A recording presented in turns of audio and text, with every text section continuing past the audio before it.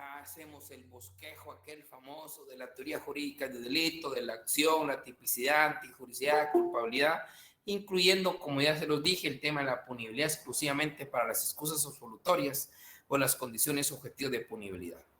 Ahí encierra todo lo que es el delito y ahora nos embarcamos aspectos también que tienen que ver con el delito, pero ya son prácticamente paralelos a lo que ya estudiamos.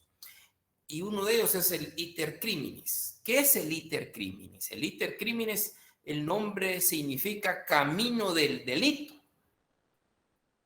El delito también tiene fases. El delito se compone de 4 fases. Perdón, el camino del delito se compone de 4 etapas, 4 fases.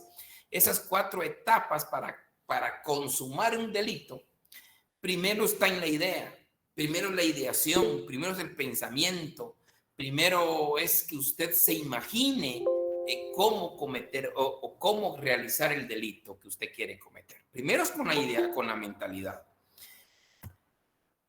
Después de la ideación, pues viene la preparación del delito. El tercer elemento es la ejecución del delito y la cuarta etapa es la consumación del delito. Esas etapas del iter criminis están desarrolladas más o menos en el artículo 13 al 17 de nuestro Código Penal. Del 13 al 17 encontramos casi enmarcadas estas 4 etapas del iter criminis. Ese iter criminis, vuelvo a insistir, se empieza con la ideación, pensar que queremos cometer un delito. Pero lo bueno para el derecho penal, y para nosotros obviamente, que con las ideas, con simplemente pensar, no se cometen delitos. No se castiga, no se castiga como delito o no se castiga la conducta de pensamiento. Eso no se puede condenar, no se puede procesar. Si no, olvídese, la mitad de esta clase estuviera presa, porque no es bueno pensar malas cosas, eso es importante, tener una alma y una conciencia tranquila, es de no pensar cosas malas. Pero por desgracia a veces pasa el diablito ahí que le está hablando y idean cosas y ahí, pero el derecho penal no se sanciona pensamiento. Pero después del pensamiento ya viene la otra etapa, que es la preparación del delito. En esta preparación especialmente nos vinculamos a los actos preparatorios del delito. Los actos preparatorios es cuando la persona invita a otros a planear el delito o 3 o más personas se juntan para planear el delito.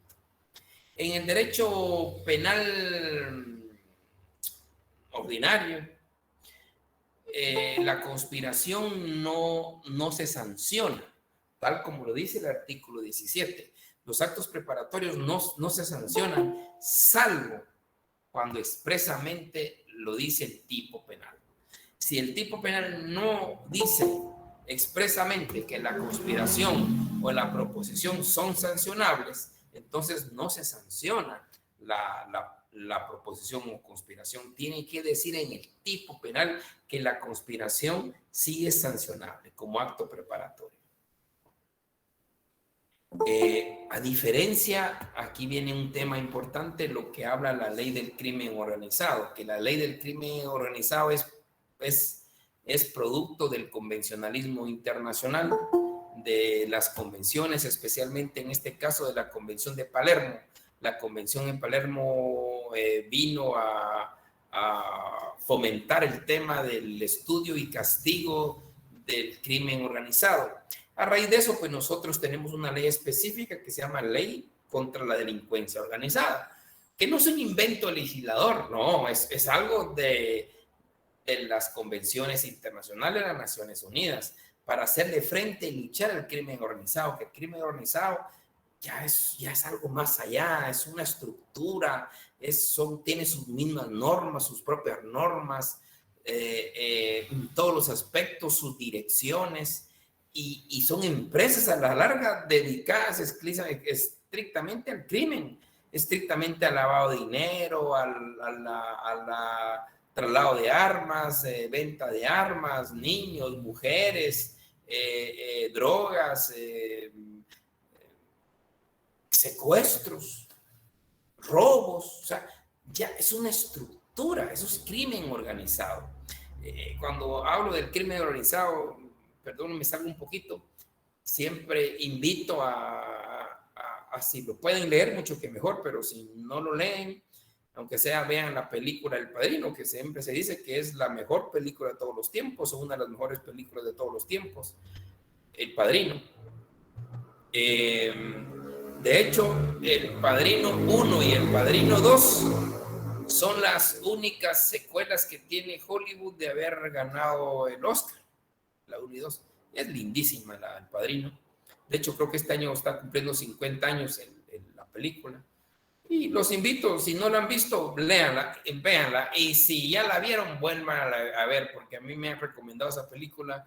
Dice que es recomendable verla una vez al año. Interesante. Pues ahí es importante porque ahí uno mira esa estructura. Ahí está el gran padrino, ahí está el gran jefe y todo el séquito de personajes que están estrictamente para cometer delitos. Y esto se daba en unas épocas antiguas, no digamos hoy día, y ahora con el narcotráfico, no digamos, son grandes estructuras estrictamente para cometer delitos. Entonces la ley del crimen organizado, a raíz de esto, fue que vinieron las escuchas telefónicas, las entregas vigiladas, los colaboradores eficaces, que la idea del colaborador eficaz es que a través de sus declaraciones y elementos que se tengan, se puede dar con el jefe de las estructuras, ¿verdad? Que es bien difícil, esto es bien complicado, ya es un derecho penal distinto al ordinario en sí, por tantas complicaciones que trae, especialmente con la prueba y las investigaciones que hay que hacer. Entonces, trayendo esto, es que la conspiración en la ley del crimen organizado ya se volvió un delito autónomo. Ya es delito autónomo. Ustedes lo han escuchado por los medios cuando hablan de se procesó por delito de conspiración. Por delito de conspiración, sí. Ya no se trata como acto preparatorio. En el derecho penal ordinario es un acto preparatorio de la conspiración y solo va a ser sancionado cuando expresamente el tipo penal lo indique. Si no lo indica, no se puede sancionar. Y además, no se sanciona como si fuera cometido un delito. En cambio, la conspiración en la ley del crimen organizado, el que lo trata como delito autónomo, tiene un problema mayúsculo, porque se sanciona como si se hubiera cometido el delito. O sea, el que comete conspiración de narcotráfico, por ejemplo, va a ser sancionado como aquel que cometió narcotráfico. Fíjense, aquel que está planificando, que está conspirando para cometer un delito de asesinato, va a ser sancionado igual como aquel que ya cometió el delito de asesinato. Esto es un tema que atenta a la igualdad, que atenta a la proporcionalidad, porque no es lo mismo planear que ya consumar el delito. Y ese es el tema del intercrímenes. Pero vuelvo a insistir, la ley y la ley del crimen organizado así lo tiene ya como delito autónomo. Entonces, después de la ideación, que viene la preparación del delito, ya el siguiente tema, el siguiente paso es la ejecución del delito. ¿Qué consiste en la ejecución del delito? Pues se inicia a realizar el delito, a ejecutar el delito. Se inicia ya con el delito. Y aquí hay dos temas que nacen de la ejecución del delito, que se da la tentativa y el desistimiento. La tentativa es cuando el sujeto activo tiene toda la intención de consumar el delito, de realizar todo el delito, pero existe un factor distinto a su voluntad que le impide consumar el delito. El sujeto activo tiene la plena voluntad de realizar el delito, de consumar el delito, pero hay ciertos factores diferentes a su voluntad que le impiden materializar el delito. El famoso caso de aquel sujeto que quiere llevarse la mercadería de un supermercado y está a punto de salir cuando se le descompone su carro. Él tiene la voluntad de llevarse toda la mercadería, pero ya no pudo, porque existe un factor distinto a su voluntad que le impidió consumar el delito. O el sujeto que tiene preparado todo para explotar una granada y resulta que la granada no se activó. Tenía toda la intención de matar a estas 3 personas, pero no se activó la granada, ya no se dio. Entonces se da la tentativa, porque no se logró consumar el delito, derivado de aspectos distintos a la voluntad o factores distintos a la voluntad del sujeto para culminar el delito. Y el desistimiento, pues la persona inicia la ejecución del delito, pero voluntariamente desiste de continuar ejecutándolo, de continuar para su consumación. Entonces, ahí se da la tentativa y el desistimiento. En tema de desistimiento, solo va a ser responsable por los hechos realizados hasta su desistimiento. Y en el caso de la tentativa, pues va a ser sancionado reduciéndole una tercera pena, una tercera parte de la pena que le correspondería al delito de consumo. Entonces ahí se dan esos factores, tanto la ideación, la preparación, la ejecución y por último la consumación, que es cuando se realizan todos los elementos del hecho, del delito. Y permítame, jóvenes, permítame. Ahorita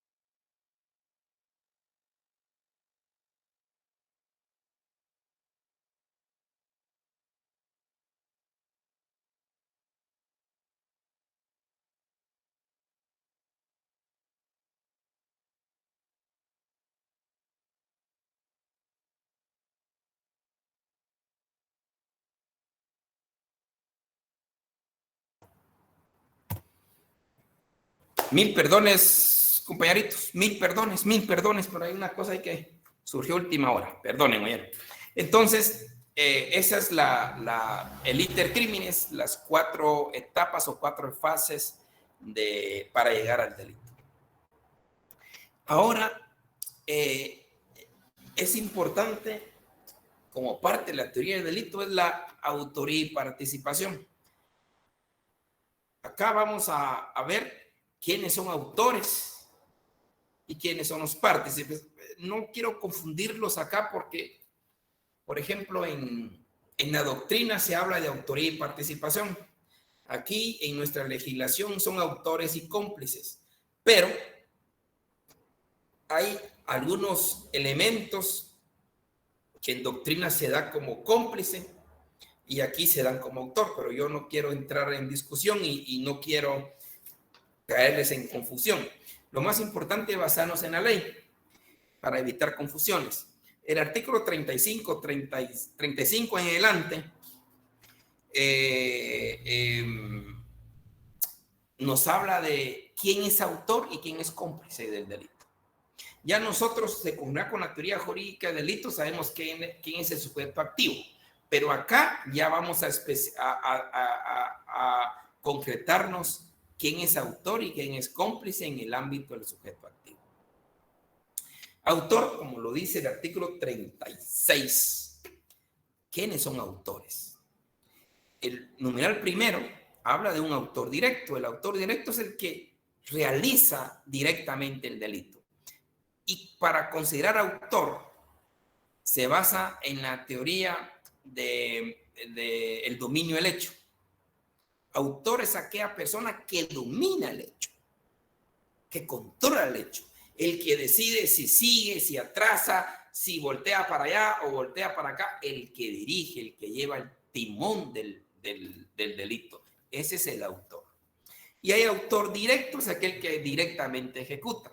Pero también el numeral 2 habla de inductores, de los que induzcan. ¿Quiénes son los inductores? Aquellos que manipulan o aquellos que pagan para que otro cometa el asesinato, por ejemplo, o los que pagan sicarios. Eso estamos hablando. No es que yo no fui, usted fue porque usted indujo al sicario a matar. Entonces ahí hay dos autores, tanto el que pagó como el que mató. Ese es el inductor. También en doctrina, y aquí también se habla del autor mediato, que el autor mediato es aquella persona, es lo que se llama en doctrina el hombre de atrás. El hombre de atrás es aquel sujeto que utiliza regularmente a otro que es inimputable especialmente para cometer un delito. Pero el que domina el hecho es el hombre de atrás. Es el que domina el hecho. Por ejemplo, el sujeto, un vecino que tiene a pocos metros un rancho de otro vecino y le cae mal ese rancho. Y él quisiera que viniera un rayo y destruyera ese rancho, pero no hay forma que caiga un rayo al rancho.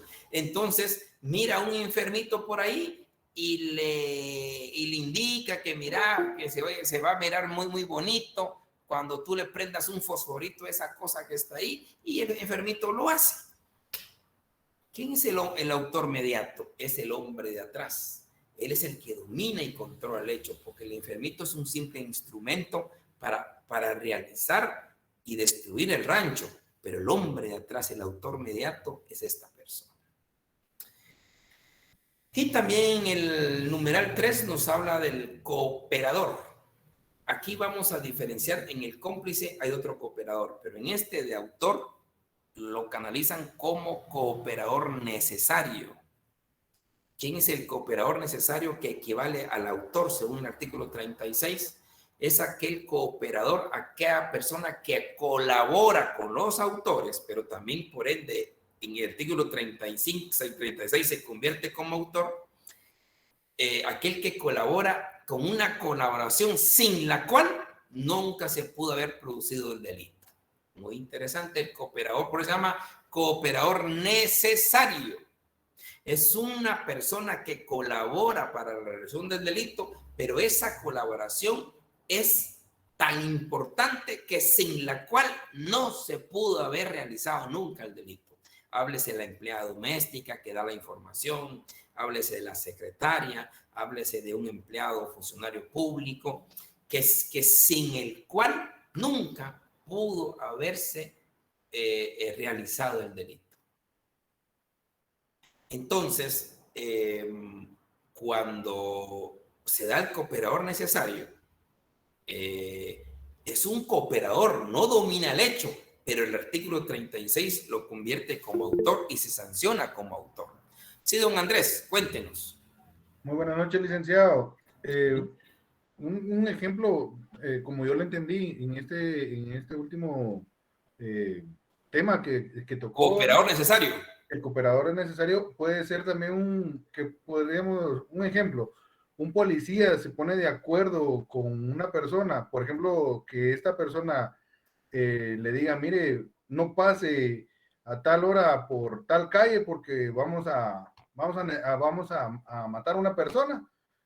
Ah, bueno, entonces, pero atrás de esta persona que le dijo al policía que no pasara, hay una intelectual que le dice, mire, por favor, hágame la campaña de decirle al policía de que no pase porque usted va a ir a matar a una persona.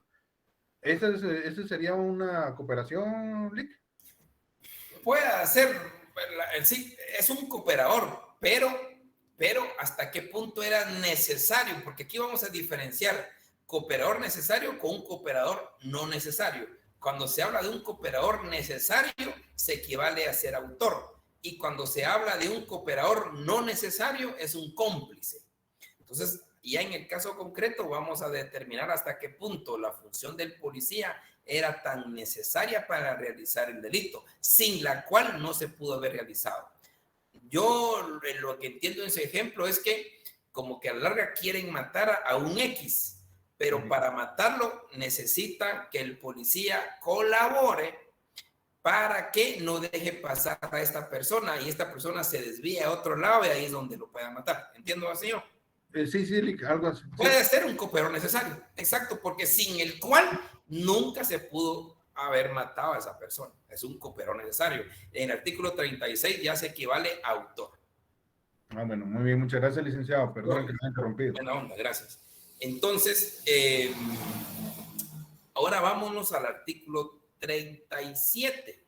Artículo 37 ya nos habla de los... no, perdón.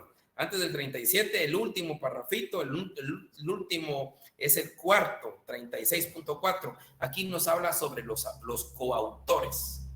Los coautores se basan en la teoría funcional del hecho, el dominio funcional del hecho, donde todos son autores. Es un grupo de personas que van a cometer un delito en donde cada quien, para que funcione a cabalidad y se consuma el delito, cada quien tiene una tarea distinta, pero coordinado para consumar el delito. Y todos se consideran autores porque todos dominan el hecho funcional de conformidad a su función, coordinado con el resto, que se llama la coautoría. Y el 37, ya pasando al 37, ya estamos con los cómplices. La diferencia de autor y cómplice en materia de sanción es que el autor obviamente va a ser responsable y se le va a imponer la pena que establece el tipo penal, mientras que el cómplice se le va a rebajar una tercera parte. Esa es la gran diferencia entre autor y cómplice, que el cómplice, si se determina que su participación es como cómplice, tiene una reducción de una tercera parte.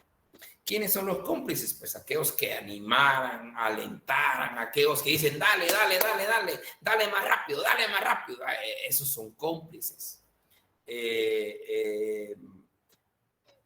También cómplices son aquellos que ofrecen antes del delito que los van a resguardar en algún lugar. Esos son cómplices porque no participan directamente en el delito. Cómplices. Y los famosos cooperadores no necesarios. Ahí estamos hablando de cómplices. Cooperadores necesarios se convierten en autores. Cooperadores no necesarios se convierten en cómplices. ¿Quiénes son los cooperadores necesarios? Cualquier sujeto que colabora en relación del delito, pero que no es indispensable para llevar a cabo el mismo. son fácilmente sustituibles. Aquella persona que le manda, que lo mandan ahí, que colabora en darle comida al secuestrado, por ejemplo, es fácilmente sustituible por otro, es un cómplice, no es un autor. Salvo que el que da comida también es parte del dominio funcional del hecho. Ahí es diferente, ahí sí es coautor. Pero si no es coautor, sino simplemente la organización lo contrató para que le diera comida al secuestrado, es un cómplice del delito.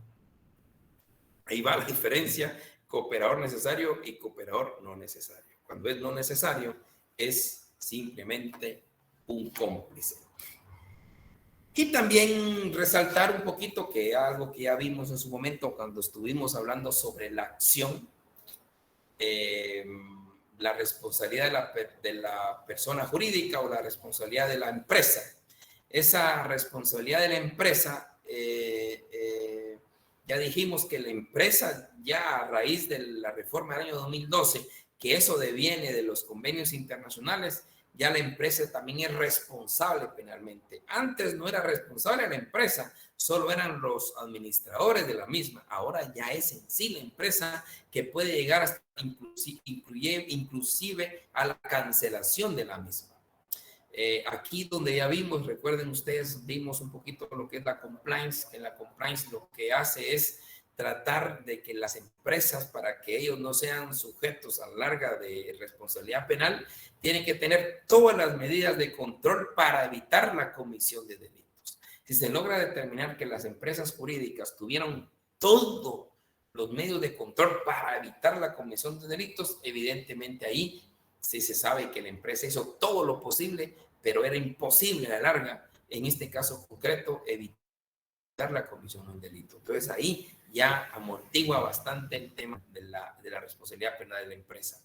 Porque en la Convención de Palermo se estableció que a través de las empresas también se cometían muchos delitos, especialmente el lavado de dinero, incluyendo el tráfico de drogas. Entonces también es importante, o era importante, ponerle la atención a la empresa. Es un tema que ya vimos con el artículo 38, solo para recordar que las empresas también son responsables penalmente hoy día, a partir del 2012 para todos los delitos. Anteriormente ya el narcotráfico, lavado de dinero, terrorismo ya tenían la responsabilidad penal de la empresa. Y el punto también culminante en esta autoría y participación es lo que nos narra el artículo 39 sobre el delito de muchedumbre. El delito de muchedumbre es importante porque aquí en Guatemala, de hecho, yo he visto 3 proyectos más o menos para regularizar o para penalizar los linchamientos.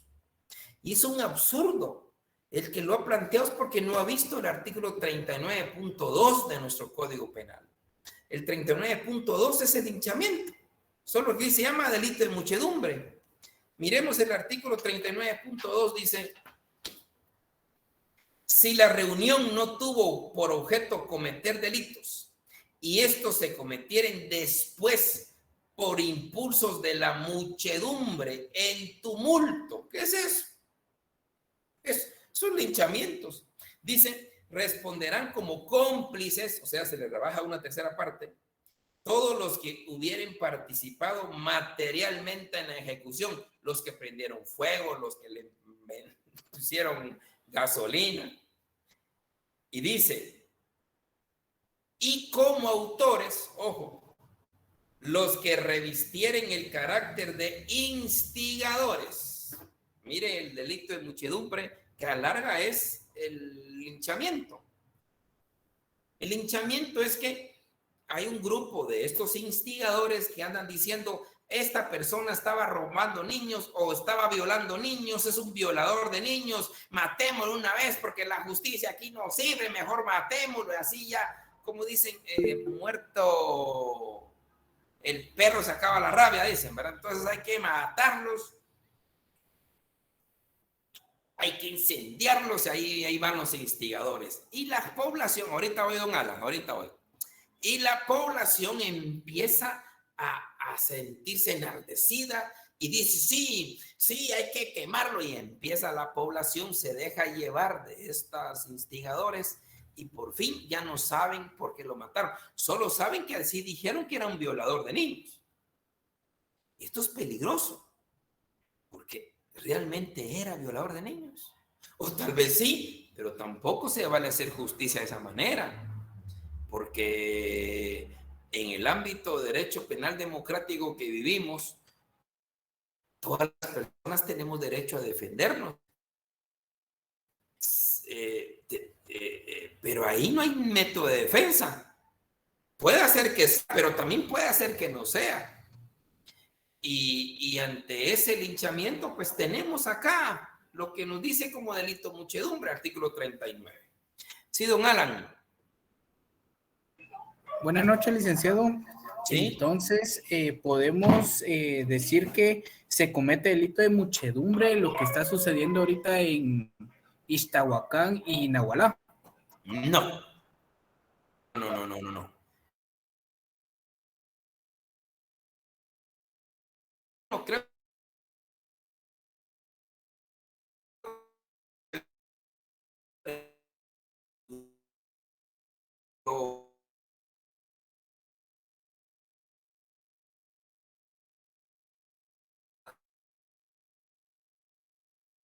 El delito de muchedumbre es el clásico linchamiento, don Alan.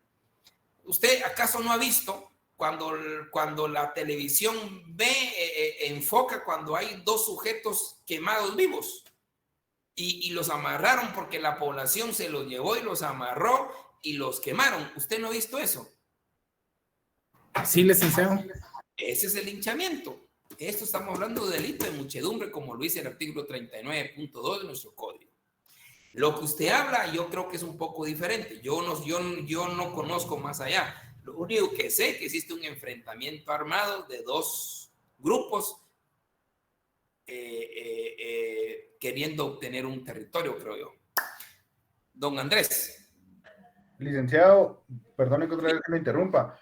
Sí, no ese sería un gran ejemplo como aquel personaje de Petén que lo acusaron ay, se me fue la palabra, que era que él hacía curaciones con plantas, pero lo acusaron como que fuera brujo. Y entonces entonces la población vino y hubo bastantes personas que incitaron a la demás población para poderlo quemar, y quemaron Eso es linchamiento. Pero aquí se llama delito de muchedumbre, porque el delito de muchedumbre lo atacando en sí es la autoría y participación del sujeto, quiénes son autores y quiénes son cómplices. Okay. Doña Alejandra. Buenas noches, Lick. Mire, sí. Disculpe, fíjese que a mí se me vino esta duda. Entonces, ¿cómo se puede castigar este delito si son muchas personas implicadas? Por eso, Alejandra, ahí dice que las personas que ejecutan materialmente el delito son cómplices y autores los instigadores, los que están diciendo, y lo dice el artículo 39.2. O sea, no es invento mío, doña Alejandrita. Ok, gracias.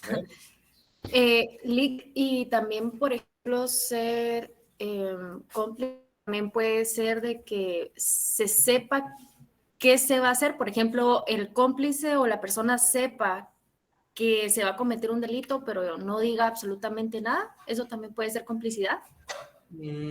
¿O tiene que estar directamente, por ejemplo, participando, haciendo? No, porque aparte es encubrimiento, lo que usted está diciendo es encubrimiento. Okay. Y la complicidad es cuando usted solo colabora, pero un colaborador no necesario. Ok. Veamos ahí el artículo 36, 37, 38 y 39. Ahí está el tema de la autoría y participación. Por favor, por eso los estoy haciendo valer el tema de la autoría y participación con base en la legislación guatemalteca. Muy bien. Bueno, otro tema no menos importante que tenemos que tocar como un elemento paralelo a la teoría jurídica del delito es los famosos concursos de delitos. Concursos de delitos. ¿Qué son los concursos de delito? Eso lo encontramos en el artículo 69, 70 y 71 del Código Penal. Ahí vamos a hablar sobre el concurso real de delitos, concurso ideal y el delito continuado. 69, 70, 71. ¿Esto para qué sirve? Esto es para que cuando usted como juzgador, usted va a ser juez, yo miro aquí unas caras de jueces y magistrados ya listos, solos, esperan salir del huevo en la facultad y a comerse el mundo, ya los veo yo. Usted como juez ve que en un caso, la persona a quien usted está juzgando se les indica de 3 o más delitos. Se les indica por robo, por lesiones y por estafa. En ese caso concreto. Entonces ahí usted tiene que aplicar un concurso de delitos. No estoy hablando aquí diferentes procesos. No. Porque una persona puede tener un proceso en el juzgado quinto, otro proceso en el juzgado séptimo, otro proceso en el juzgado noveno, esa parte. Aquí estamos hablando que en el juzgado quinto tiene un proceso donde es indicado por 2 o más delitos. Ahí se habla de concurso de delitos. ¿Qué concurso vamos a aplicar? Pues hay 3 alternativas. Está el concurso real, el concurso ideal y el delito continuado. ¿Qué se refiere al concurso real? Es fácil, es lo más elemental. Concurso real, como lo dice el artículo 69, es aquella persona que comete varias acciones, que realiza varias acciones y como consecuencia varios delitos.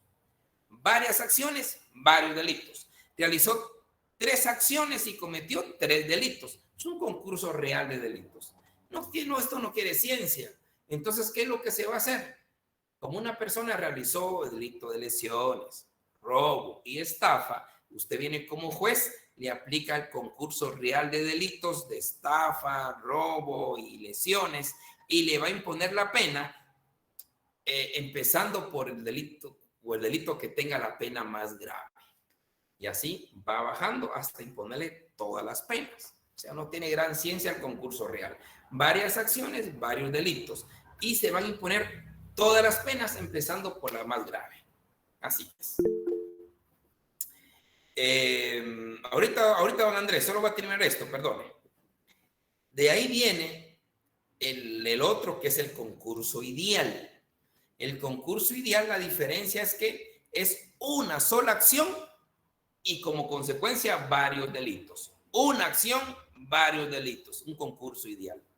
El ejemplo clásico del concurso ideal es que usted pone una bomba, explota la bomba y mueren 5 personas. ¿Cuántas acciones hizo? Solo una. ¿Y cuántos delitos? 5 delitos porque son 5 homicidios. Concurso ideal. El piloto de camioneta que con una acción se accidenta, mata a 20 personas y hiere a 60. Ahí hay una acción, varios delitos. Entonces va a ser un concurso ideal de delitos porque hay una sola acción. Entonces se diría, se le va a sancionar un concurso ideal de delitos de homicidios y lesiones. Homicidios porque hay 20 homicidios y 60 lesionados. Entonces es un concurso ideal porque es un solo delito, una sola acción con varios delitos. ¿Cuál es la consecuencia? Pues se va a imponer la pena más grave, la pena del delito más grave, aumentada a una tercera parte. Esa es la consecuencia del concurso ideal. En el caso del camionetero, tendrá que imponerse la pena de homicidio culposo aumentada a una tercera parte, como que sustituye al resto, por lo mismo, porque hizo una sola acción. Concurso real es distinto porque realizó varias acciones y en consecuencia varios delitos. Aquí, una sola acción produjo varios delitos. Pero el más complicado es el delito continuado. Pues no es tan complicado, la verdad es que yo llego al entendimiento que es un mix del concurso real con el concurso ideal, porque a la larga el delito continuado, como dice el artículo 71, es un concurso real que se sanciona como si fuera un concurso ideal. ¿Por qué? Porque también se refiere que hay varias acciones y varios delitos. El delito continuado hay varias acciones, varios delitos. Entonces, ¿cuál es la diferencia con el concurso real? Simplemente el delito continuado es diferente porque se refiere a un mismo delito. El clásico ejemplo de las estafas. Aquel sujeto que estafa a 10 personas, 20 personas en distintos lugares, en distintos tiempos, al final de cuentas, cometió un delito de estafa en delito continuado. O un delito continuado de estafa. Aunque vayan muchas personas, muchos lugares, él va a ser sancionado por delito continuado. Y el delito continuado, bueno, es decir, es un concurso real a la larga, solo que la naturaleza distinta se refiere a un mismo delito cometido por la persona y va a ser sancionado como si fuera un delito, un concurso ideal de delitos. ¿Cuál es la sanción del concurso ideal de delitos? Se le impone la sanción del delito más grave aumentada a una tercera parte. Pero el tema de delito continuado en Guatemala es más complejo. Porque si fuese así, imagínense qué pasará con los asesinos en serie o los violadores en serie. Aquel violador que ha violado 20 personas. Según nuestro Código Penal, es un delito continuado. ¿Qué quiere decir un delito continuado?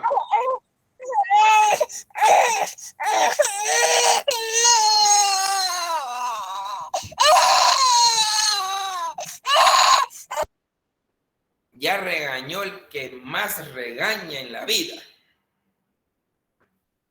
Ahí trátelo bien, doña Lidia, por favor.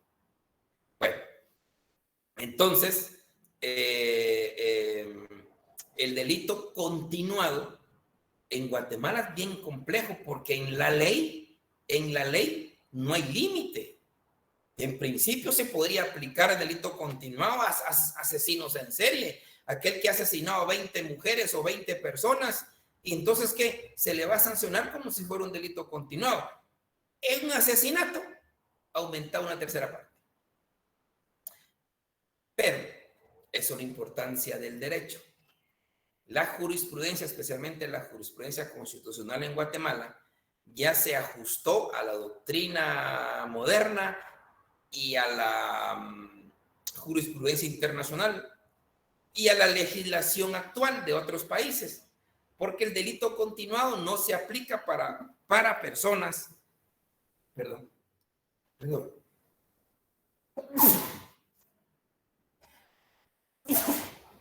Perdón, ojalá que no sea el mal.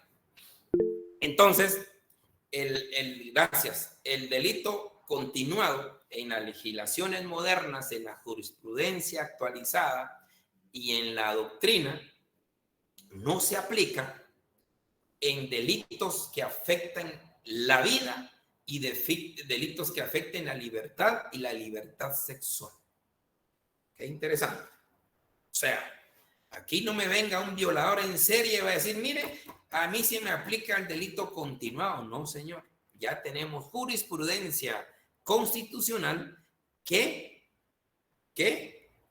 las personas que cometen delito continuado que afecte la vida, la libertad y la libertad sexual, no hay forma que se le tramite por delito continuado, sino que se le tramita como concurso real de delitos. Y concurso real de delitos significa que se le va a aplicar todas las penas. Esa es la realidad de las cosas. El tema del concurso de delitos es lindísimo.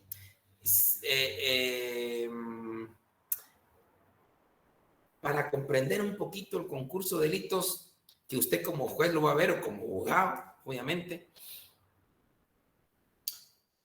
Hay, por ejemplo, me recuerdo ahorita el famoso caso del secuestro, que en el año 96 fue modificado y hasta la fecha persiste. El delito de secuestro hay única pena. Una pena nada más, que es la pena de muerte. O sea, aquella persona que secuestró a un niño, lo torturó y lo mató, se le impone la misma pena que aquel que secuestró al niño y lo entregó con vida, sano y salvo, hasta sonriente. Imagínese usted. Imagínese. ¿Cómo se le va a poner la misma pena? Entonces, el concurso de delitos lo solucionaría fácilmente. El que torturó, lesionó y mató al niño se convertiría en un sujeto que cometió un delito de secuestro en concurso real de delitos de lesiones, tortura y asesinato. En cambio, aquel que solo secuestró, pues solo secuestro. Es lógico. Miren lo importante del concurso de delitos. Entonces, que esto se da mucho y especialmente en los casos concretos, en los procesos en sí, es cuando una persona está sindicada por 2 o más delitos, usted tiene que analizar si lo tramitan por concurso, si es un concurso real, si es un concurso ideal o es un delito continuado. Recordándoles que el delito continuado, por favor, no se aplica en delitos de sangre, libertad y libertad sexual. Vamos, don Andrés, perdóneme usted que lo interrumpí. No, bueno, mi duda era en el concurso real, que por ejemplo una persona viene y hace varios delitos, por ejemplo secuestró,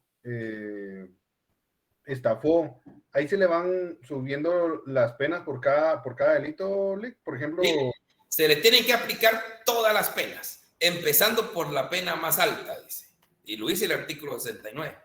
Empieza por la pena más alta y después se aplican, la idea es aplicar todas las penas. En concurso, y se van subiendo años. Sube las penas. Ya en la otra clase vamos a ver realmente las consecuencias jurídicas del delito, dónde están las penas, cuáles son las penas, el cómputo de las penas. Muy bien, muchas gracias, licenciado. Perdón. Órdenes. Don Alan. Lic, entonces podemos decir que el delito continuado se le aplican todas las penas cuando atenten contra la vida, la vida sexual y la libertad. Se le aplican todas. Ya no sería delito continuado, se trabajaría como concurso real. Concurso real. Entonces el delito continuado es, por ejemplo, si yo solo estoy estafando y estafando. Cualquier delito menos que atente en la vida, la libertad y libertad sexual. Gracias. Ok. Bien, jovenazos, a mí ya me avisaron que los exámenes finales empiezan el 16 de mayo. Nosotros creo que es el 23, según me avisaron, porque usted está más adelantados que saber quién.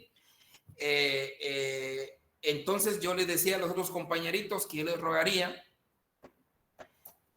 me encantaría tener una última clase con ustedes analizando el libro El Ladino me jodió. Pero para eso sí necesito que ustedes me lo lean. Es una cosa muy linda, yo quiero que... Ya lo estamos leyendo, licenciado. Excelente, ve, pues, no solo quiero que se fomente un poquito la lectura, especialmente en este ámbito de derecho penal. Es lindo este libro, y me encantaría tenerlo ya para el final del curso y hablar sobre el libro. ¿Por qué? Porque agarra aspectos de derecho penal interesantísimos, que esto va a ser bonita la discusión. Así que muchas gracias, de veras, gracias por estar ya leyéndolo y nos miraríamos. Ese tema me encantaría el último día porque son cosas que abarca todo el derecho penal y hay unos aspectos ahí bien interesantísimos. Así que con eso me despido y nos miraríamos el próximo jueves. Bueno, buenazos, se cuidan un montón. Don David, cuéntame, don David. Lic, no sé si podría hablar con usted.